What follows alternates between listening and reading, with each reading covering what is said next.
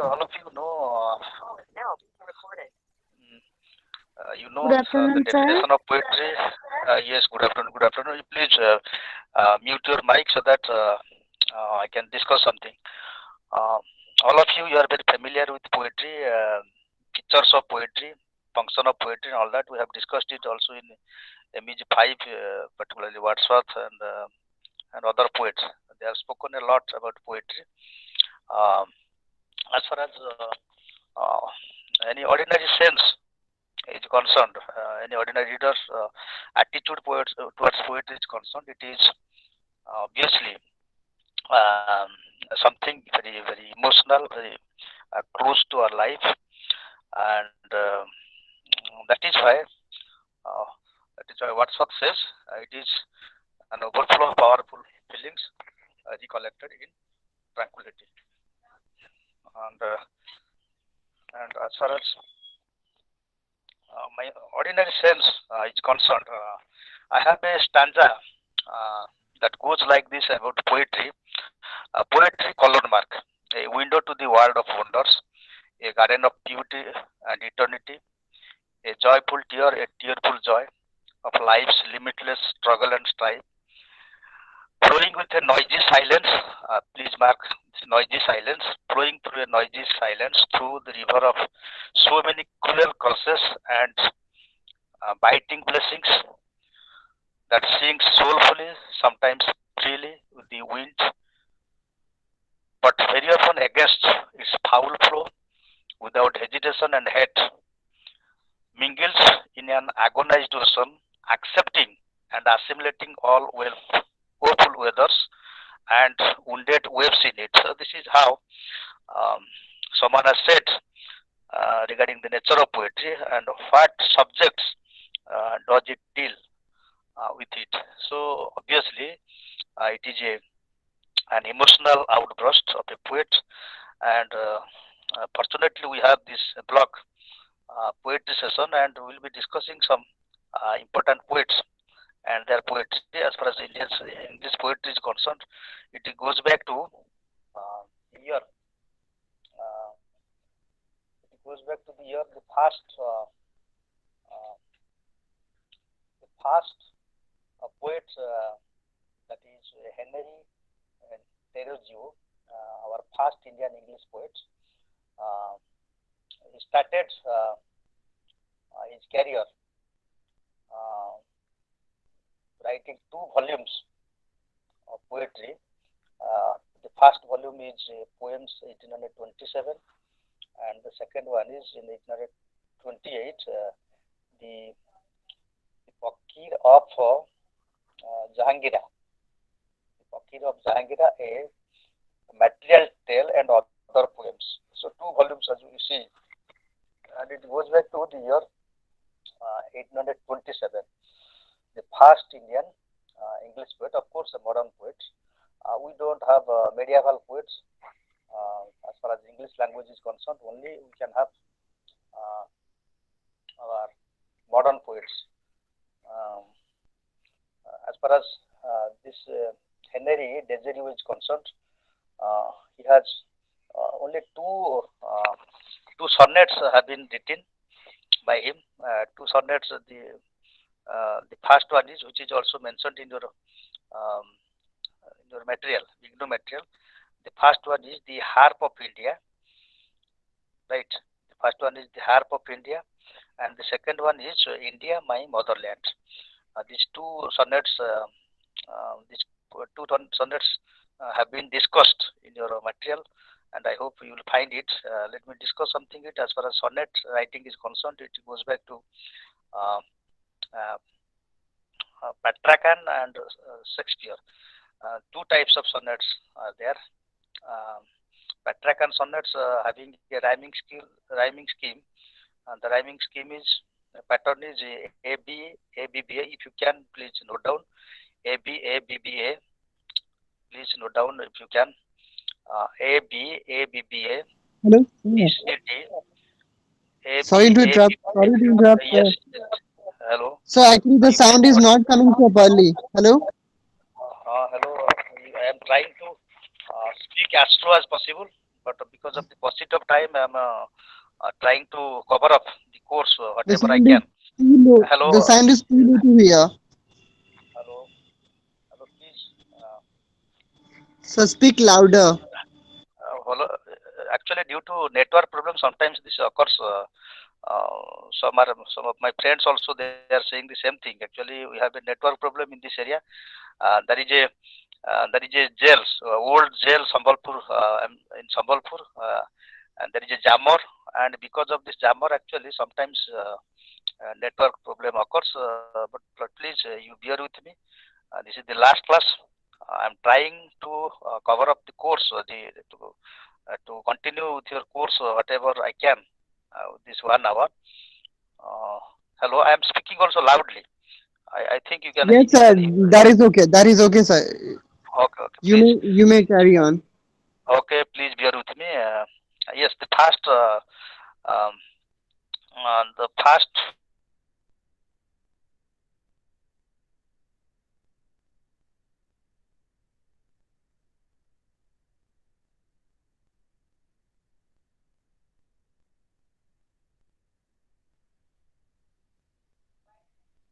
Hello, you are you able to hear me? Hello, dear Yes, sir. learners. Okay, okay, Yes, okay, sir. Yes, sir. okay, Yes, sir. okay. Yes, the Harp of India is a poem. It's a sonnet. Yes, sonnet actually as saying the form of Patrakan sonnet is A B A B B A B C D C B B.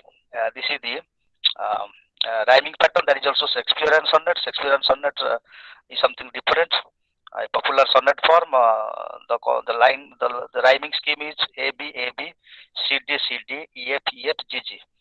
Right. So this is Shakespearean sonnet, and as far as sonnet is concerned, sonnet actually obviously it is composed on the theme of love, patriotism, uh, and also there are sonnets on nature. This Harp of India is a patriotic poem. The poet here actually he is lamenting um, on this instrument that is harp. Is a musical instrument. Uh, this is a symbol in the poem where uh, the poet, um, while observing a deserted, uh, an old, unused, and broken harp, lamenting for the fact that the harp which he loves so much is not being used by the poets, has been deserted, has been uh, lying unused. So here the symbol relates to India's freedom, India's lost glory, India's um, decline in culture, decline in tradition, and all that glory that the poet can imagine. So he says, while lamenting, um, harp of my country, let me strike the strain. Maybe weekend once again. Harp of my country, let me strike the strain. This is the last line, 2 lines of the poem. Maybe weekend once again. Harp of my country, let me strike the strain. The strain here actually the strings which uh, has been turned old and which has been loosened and which has been gathered dust in course of time. So he's addressing the harp saying, maybe weekend once again. Let me use it, repair it. Harp of my country, let me strike the strain. So let me touch you, let me accept you, let me sing the song of my motherland by using your string. So this is how the poem is composed, reflecting the lost glory of India. There is another poem also.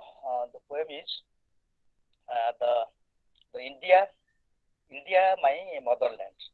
The same sense of patriotism is there. I'm not going to discuss this poem. Uh, then I will switch over to Taru Datta. Taru Datta, uh, uh, which is of course a woman modern poet. Datta is his entire family actually they belong to a poet family. Most of them they are writers, poets, elite. Uh, uh, she has written some poems. the poems are first Datta family album, 1870. Datta family album, where the father and other sisters, other members of his family, they are taking their poems. Um, that is a collection of poems from the family, and this family album was published in the year 1870. Then uh, we find some other poems, ancient ballads and legends of Hindustan. This was published in 1882. Uh, then, uh, then actually, she also we find she is uh, a woman of letters.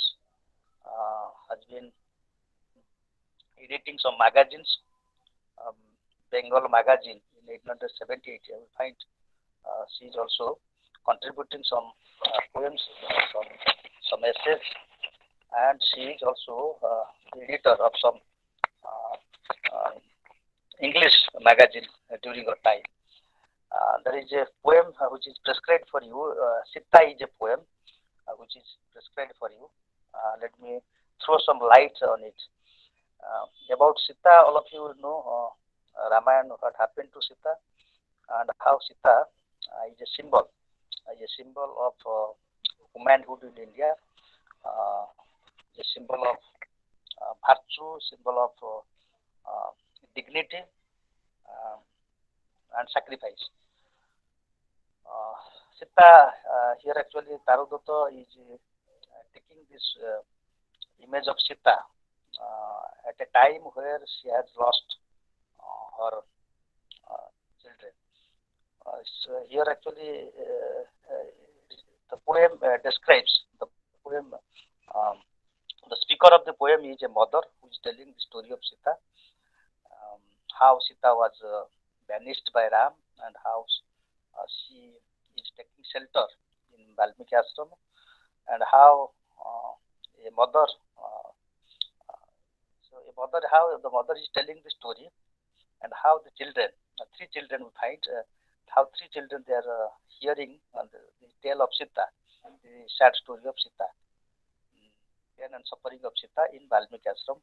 And towards the end of the poem, we find how uh, there is a contrast, that there is an irony that the poem ends uh, with the vanishing of the children.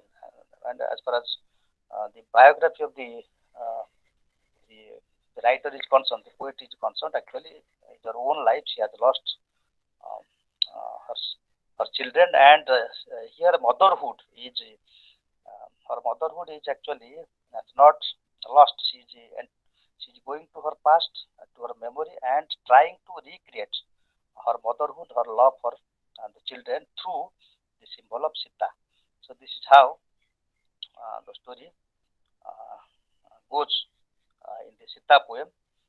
And now let us move to Sri Aurobindo. Sri Aurobindo, very famous. Actually, a lot of things are there about Sri Aurobindo, and she is very very famous as a revolutionary, as a patriot, as a rishi, a great saint of India, and also as a versatile writer, a genius, unparalleled genius poet who has written in modern time an epic, and that epic consisting more than 24,000 verses. Is your Savitri, and she is very famous for it. Uh, you know, epic writing has almost been impossible on the part of modern writers, but Sri Aurobindo is writing epic, taking that Mahabharata legend. And I am not discussing some of the prose. He has uh, prose volumes, Life Divine, and his Integral Yoga, and also he's an educational philosopher.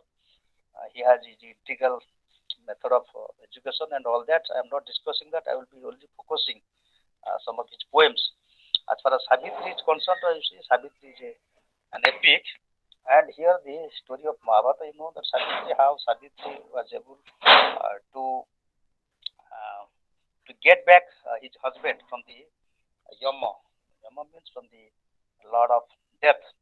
How taking that story, how death can be challenged and how death can be faced and how blessings can be taken from the Lord of Death Yama. So that is the story, and that story, that legend is applied as a backdrop, uh, taking man's life into account, that man's life, this ordinary life that we live, this life can be immortal. It can enter into immortality through different phases of, uh, through different stages of spiritual evolution. Because of this spiritual evolution, this long journey of spiritual evolution, that man can enter into the land of eternity and can win over death.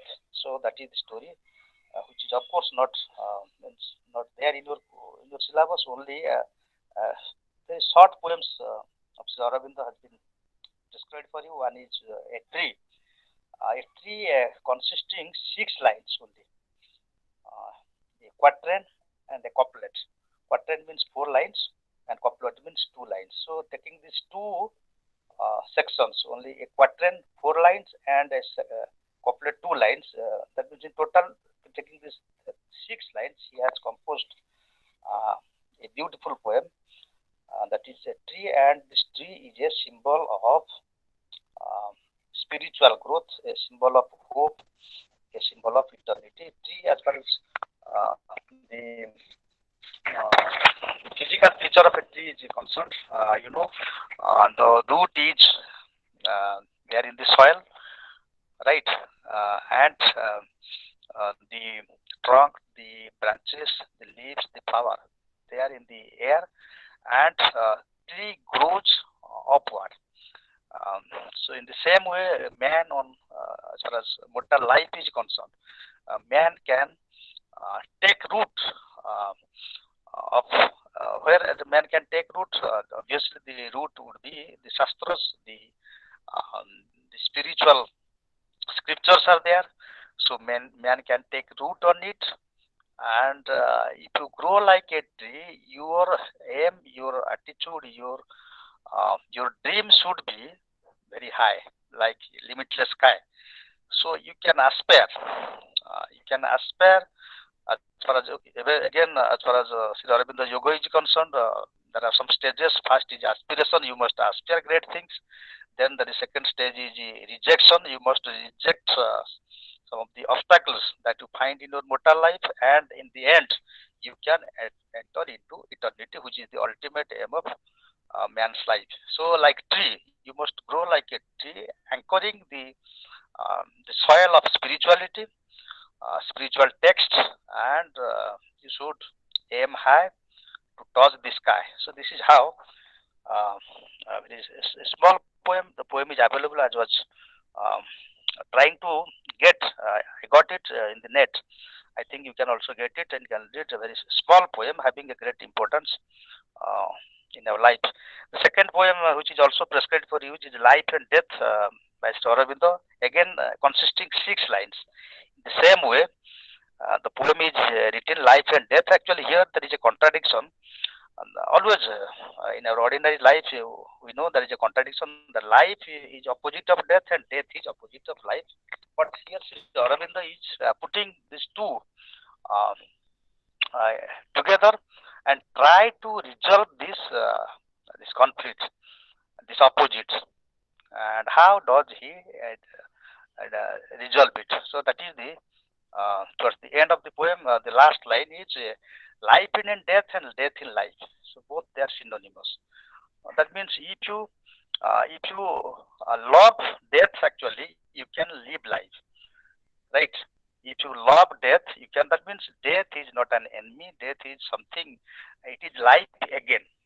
Death is something. It is life. It is obviously a different life, a different stage of life, a different phase of life, which nobody has seen, nobody has experienced. But there is an aspiration. Person, people, saint like people like Sri Aurobindo, or those who have developed spiritually. So they can aspire that death is not death. Death cannot be. Um, it is not a threat. It is not a terror. So it can be accepted. It can be welcomed. It can also be a blessing in disguise. If you want to lead an eternal life, only through death you can lead an eternal life. So that is how this poem, Life and Death, where there is a resolution within the 6 lines, is reaching at a and resolution. So in this context, let me tell you, the job of a poet, in poetry, particularly great poets, is to resolve the opposites of life. Life is full of contradictions, full of opposites, and to find a resolution, and to find a mid path, and to find a solution, a conclusion in it. That is the purpose of a poet. And in poetry, this happens when um, I will be also discussing. There is a beautiful poem written by Nishimijigal, poet, lover, and birdwatcher. It is also prescribed for you, and if I get time, I will be discussing how poetry, how through poetry, how poets they approach the truth, the ultimate truth through their poetry, and how they resolve these opposites of life. So that is which is we see in this poem. The next. Uh, there are also other two poems, Bride and Fire and The Golden Light. Golden Light is a spiritual poem again, which actually he is trying to uh, he's trying to clarify this spiritual golden light. And as far as Sri Aurobindo's ashram is concerned, there is a logo, and this golden light is also mentioned in the logo, and that is how it signifies this golden light, the spiritual light, and how it opens the path of eternity. So it's a spiritual poem I am not discussing, but other poets are there, and I am trying to discuss something on them. Sarojini Knight comes again, the first woman English poet. Of course, not fast, but an outstanding poet, very famous poet who was a versatile genius. As far as Sarojini Naidu is concerned, his father was a doctor, a man of science who wanted to teach her science, mathematics. But while one day she was trying to solve a problem in mathematics, in algebra, he could not solve it. Instead, um, out of frustration, she started writing a poem, and this became a famous poem um, in her life, a successful poem. And then actually he turned to poetry and composed so many poems. And then she involved herself in the Congress Party under the leadership of Gandhi, and became um, the first women president in Indian National Congress, and also becoming in the Free India, becoming the first lady governor or woman governor in the undivided province of Uttar Pradesh.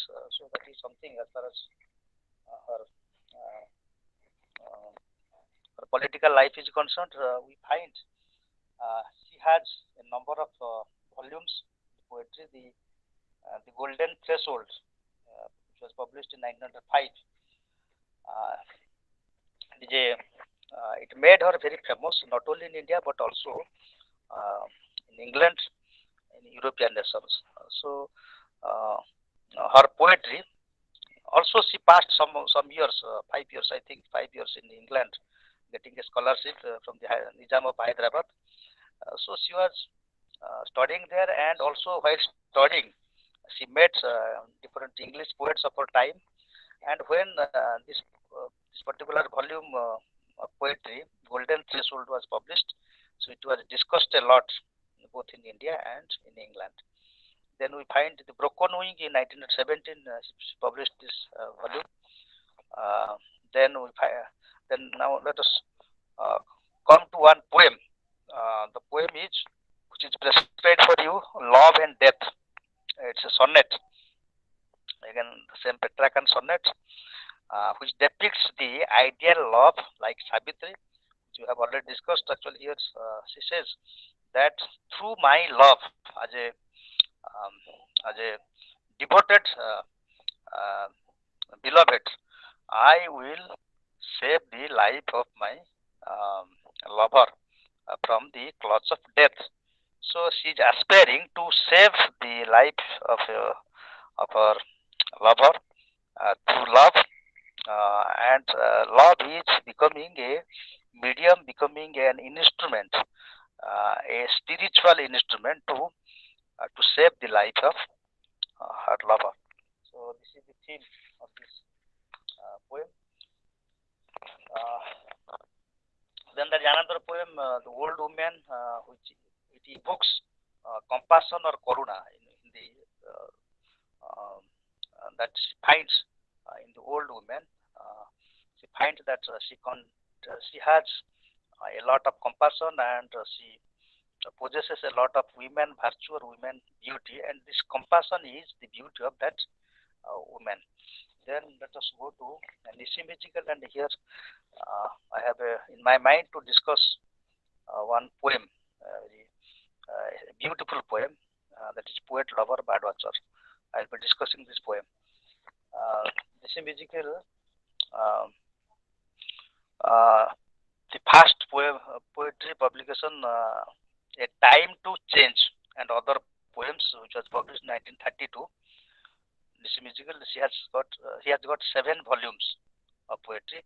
First one is A Time to Change, and other poems, 1932. Then second volume consisting 60 poems, and the title is also 60 poems, 1953. He published this volume consisting 60 poems. The third one is uh, the third. The third, actually, the title is also the third, and this is the third volume of poetry. It was published in the year 1958. Then the fourth one is The Unfinished Man, published in 1960. Then the fifth one is The Exact Name, 1965. The sixth volume is Humes in Darkness. Humes in Darkness, published in 1976. And the last volume is Latter Days Psalms, PSALMs, Latter Days Psalms, published in 1982. And many critics say that he is the father of modern English poetry, as far as his poetic genius is concerned, as far as the technical part,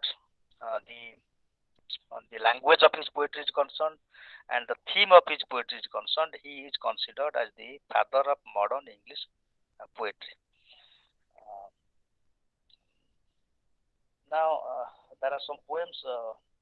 Enterprise is a poem uh, which was taken from The Unfinished Man, uh, with the rhyme scheme A B A B, written in in the style of Eliot's Wasteland.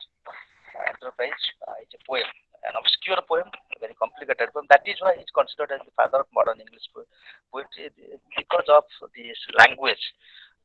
The language and theme, they are very, very obscure. And as far as modern poetry is concerned, let me tell you, modern poetry is famous not for its theme but for also its language.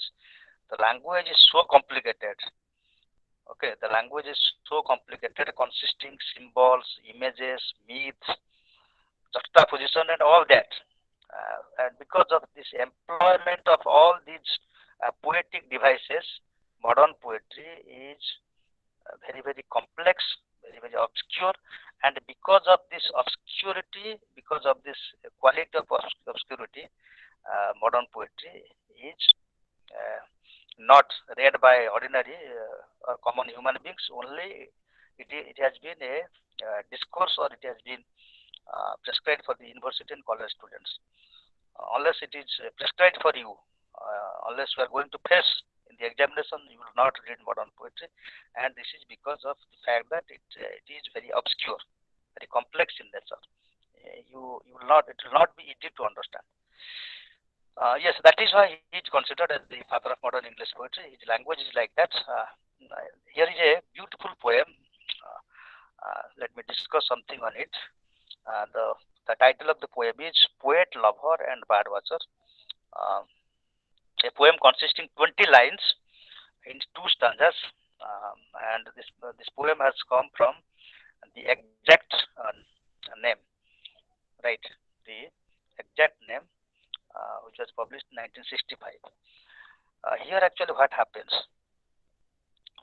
The actually he compares this poem actually is written in the light of Shakespeare's one of the poems that Shakespeare has written in one of his plays. That is in Midsummer Night's Dream. In the Midsummer Night's Dream is a comedy, Shakespearean comedy, where Shakespeare has written lunatic, lover, and poet. Okay, lunatic, lover, and poet, and he has changed it, poet, lover, and birdwatcher. And in that light, what Shakespeare wanted to say in the parallel way, taking that parallel theme, he has made this title poet, lover, and birdwatcher. And while comparing the quality, the tendency, um, the nature, the life of these uh, three types of persons or people, poet, lover, and birdwatcher. He says that their life is based on patience. As a poet has to wait days after days, even months after months, waiting for some exact words or some right words, appropriate words to come to his mind so that he can complete a poem. Uh, Writing poetry doesn't take place in one day or even in one moment. As Shakespeare says, as Wordsworth says, it is overflow powerful emotion, but overflow powerful emotion, if it is recorded, that is not the poetry. That is why he adds, recollected in tranquility means one must wait for a leisure time. One must try to refine it, to remodel, um, to give a right shape. One must wait for some days, even some months. Um, not even months. Some years are also taken.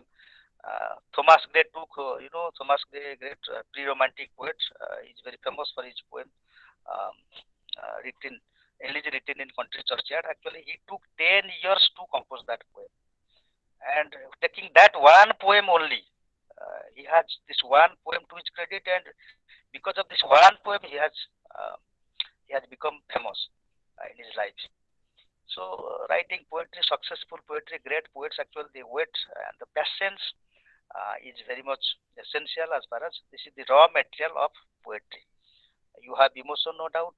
There is overflow, powerful emotion, but whatever you write, everything is not poetry. Everything cannot be the lines of or the words of a poem because the words must fit to the theme or to the purpose uh, for which you are writing a poem. In the same way, lovers, you know, again, I will discuss the nature of lovers later on. Bad watcher actually he also does the same thing. He waits for days after days, even some weeks and months together in the forest, in the lake, in the riverside.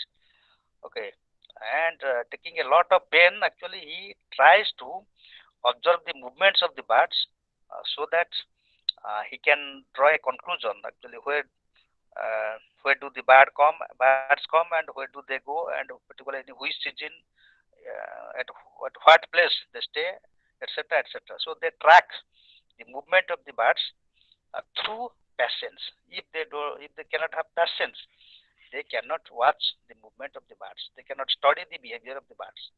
They cannot find a rare piece of bird, a rare species of bird, so that that will be their achievement.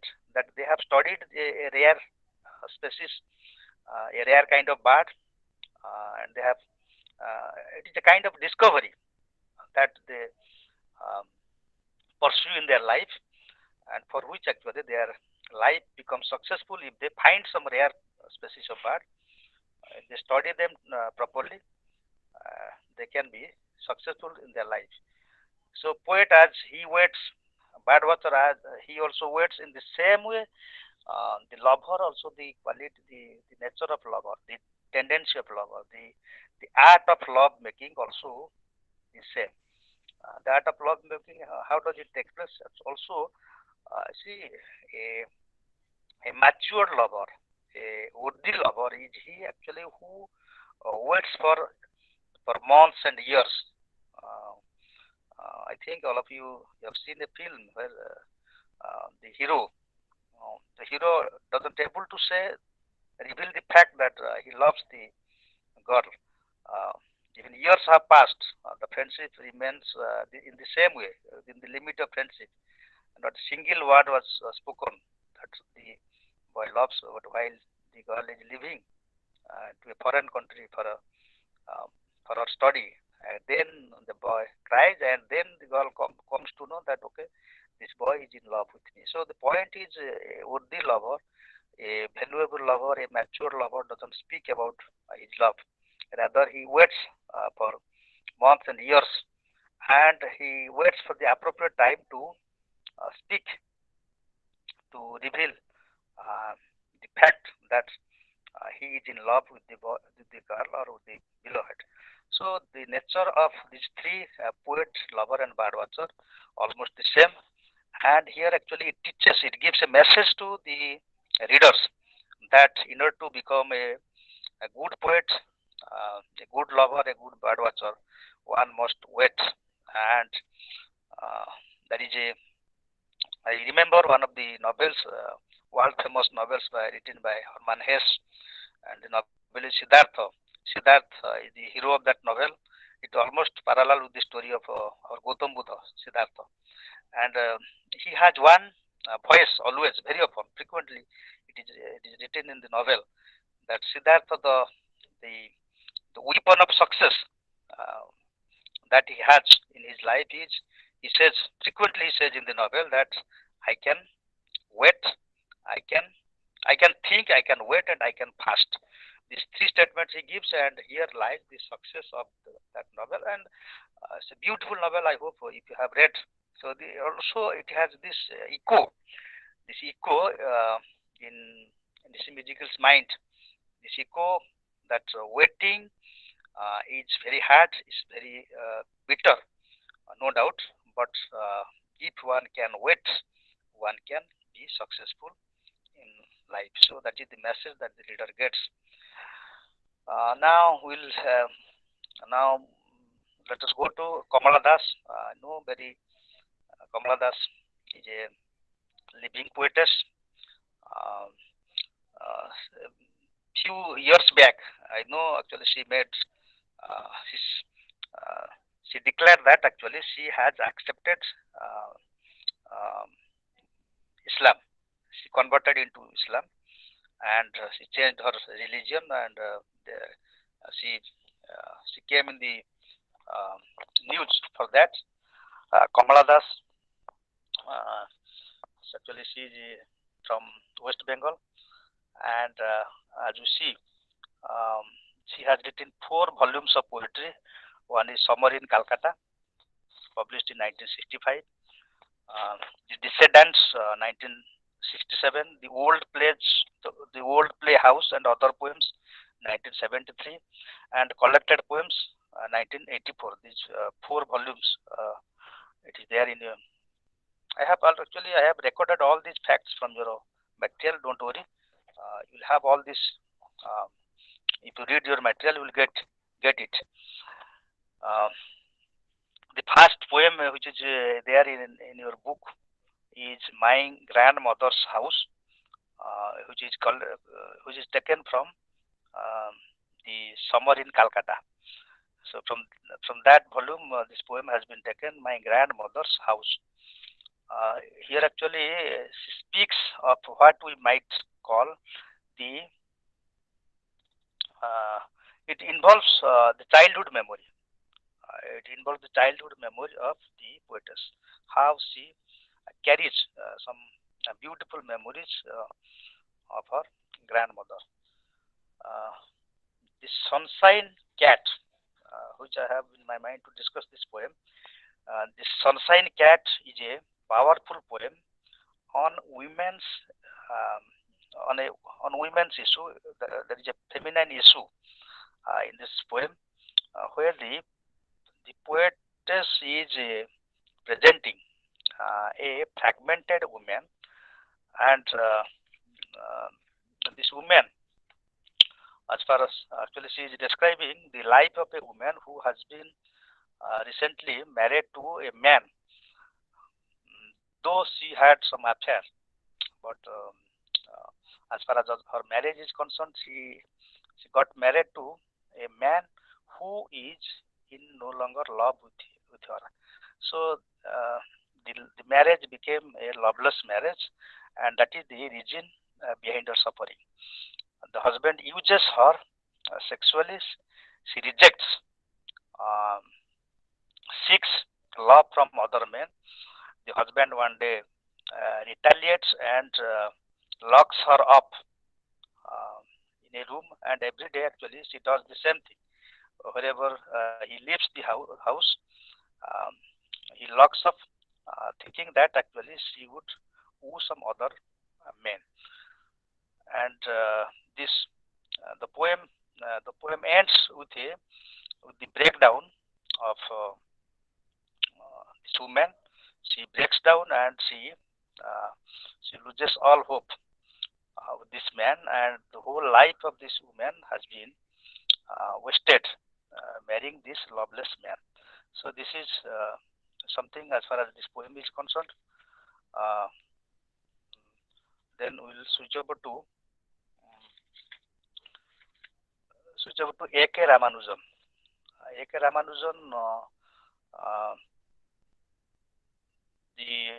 there are some volumes as I see the interior landscape, 1967. Speaking of Shiva, 1972. Hymns for Drowning, 1981. Poems and Love War, Poems of Love and War, Poems of Love and War, published in 1985. And he's a professor of English. Um, he stayed some years in Chicago. She became a professor there, teaching language and literature. She is very famous in India for not only for his poems but also for translating different texts, particularly translating a novel, um, uh, Sanskar novel. I hope you might have read it.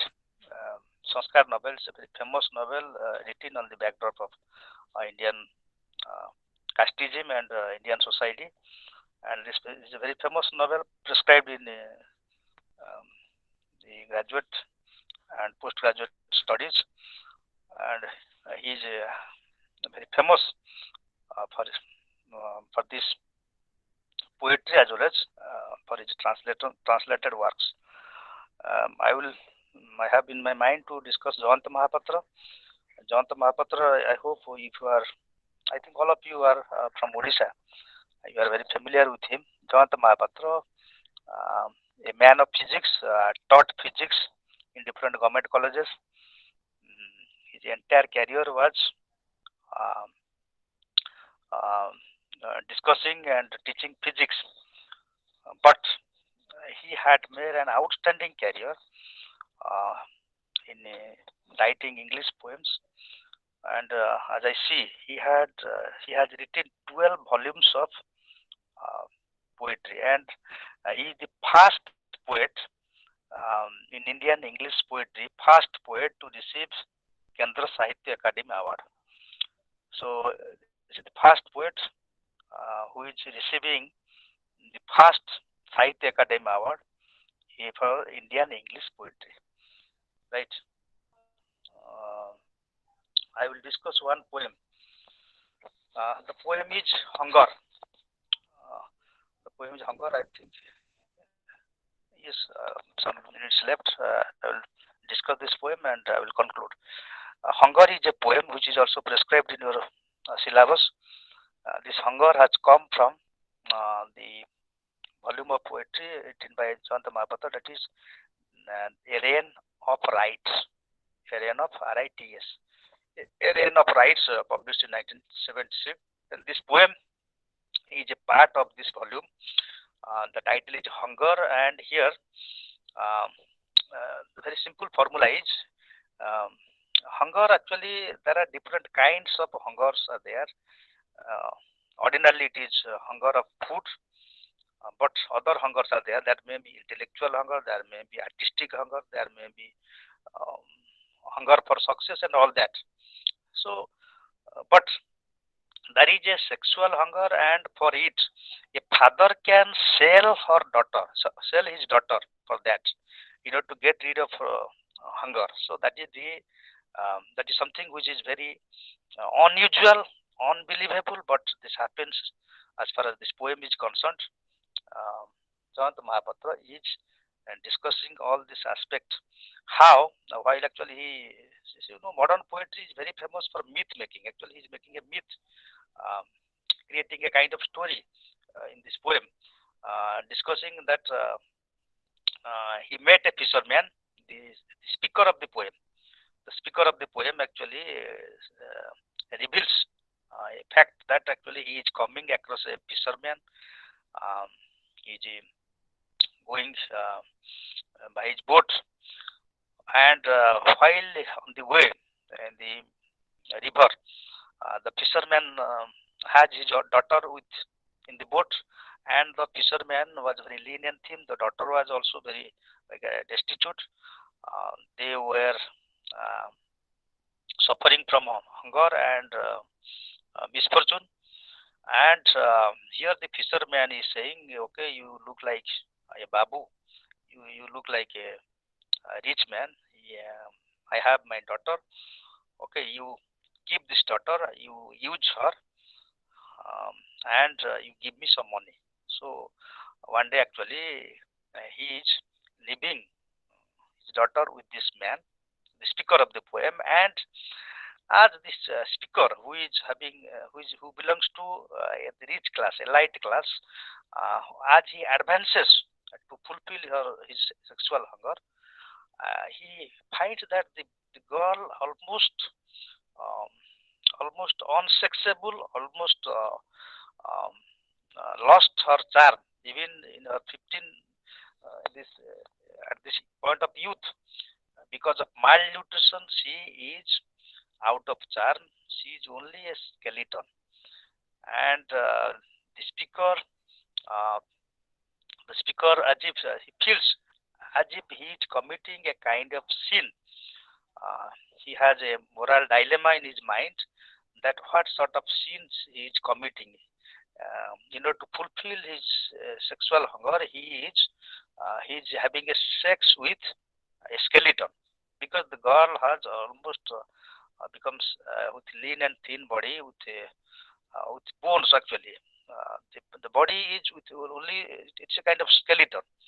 Nothing is left, no charm is left in the body. So the person of the poetic persona, or the speaker of the poem, is feeling guilty for um, committing such a sin, uh, to fulfill his hunger, physical hunger. Actually, he is discovering another hunger, and this hunger is poverty. That because of poverty, um, this man who sells his daughter to a rich man actually, and he is, because of his money, because of his uh, uh, uh, power, he is going to use this girl. Um, so what is revealed here is that here what is discovered in the end, destitution is a kind of prostitution. So as far as prostitution is concerned, this may be a taboo. This flesh trade is maybe a taboo in Indian society, but it's a fact that many people in India, as far as India's poverty is concerned, uh, we are um, we are a hungry nation. We are having very dense poverty in our country, and actually here the poet is making a criticism of this Indian society, who hates um, this prostitution, saying that there is a moral sin, but they forget the fact that to get rid of poverty, actually these people, they try to entertain some of the hungry men uh, in this country, to get rid of the poverty, to find their daily bread. So behind this entertainment, there is a hungry belly, and that belly needs to be fed. Many people they forget it. Instead of giving importance to it, they take it a moral sin or something, a taboo, and they hate uh, this actually poor people who use this flesh trade as a means to their life. So with this, there is another poet who is, of course, Arun Kolatkar is a poet, a modern poet. Uh, Jejuri, which was published in 1976, and also another volume um, is there, which is also written in his own mother tongue, uh, written in uh, his own mother tongue. I think he's a Connaught. Uh, he has a publication in his own language, and also in English language he has published one volume. It's a minor poet. Anyway, we find a bunch of poets who um, there in your MEG-7 Indian English poetry, and as far as uh, English poetry is concerned, I have no time to discuss something more. But one thing I would say, one thing as far as English language is concerned, there is a story of Samudra Manthan story. Samudra Manthan story means the devils and the gods. They one day there was the need of churning the sea, and out of this churning, what came? Amrut, or nectar came, and the gods they ate it and became immortal. And taking this story, this myth, out of the fight of British and the Indians, the British imperialist power, the English people, and the Indian freedom fighters, what we got? We had a lot of suffering, a lot of pain, a lot of uh, sad story, a lot of bloodshed, a lot of sacrifice.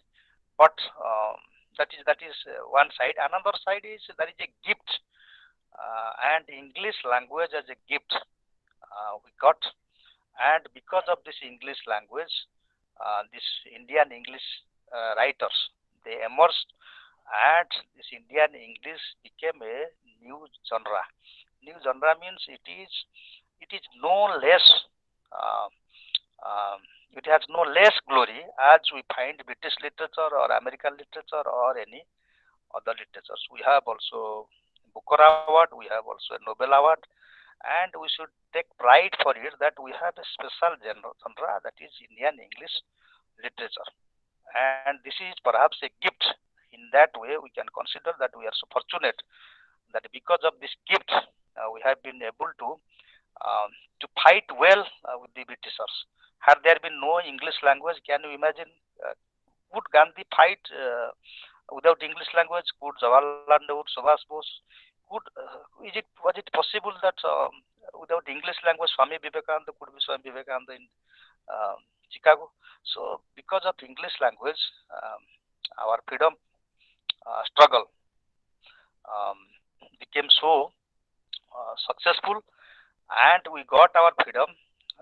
Not um, not that we did not have fighters, but English language also equally became responsible, became a weapon, became an instrument to win this freedom.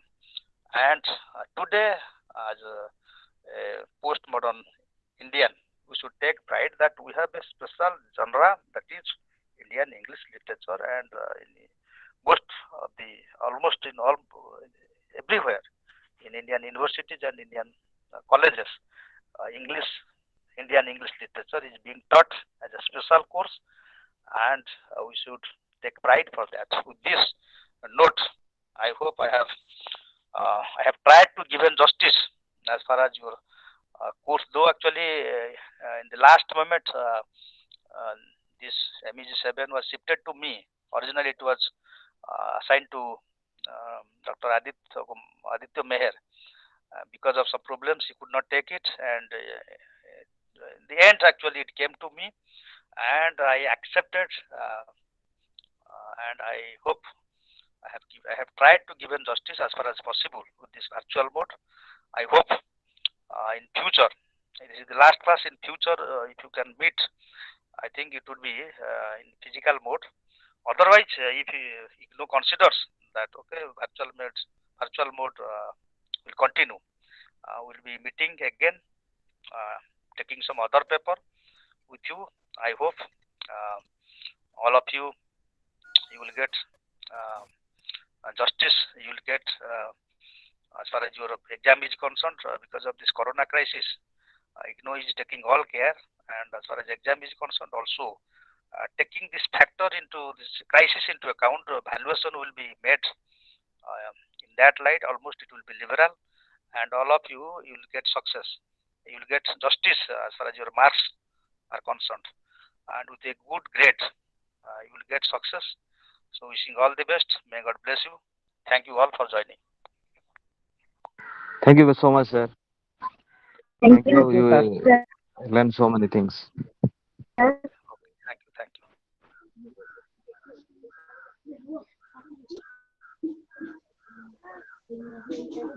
you.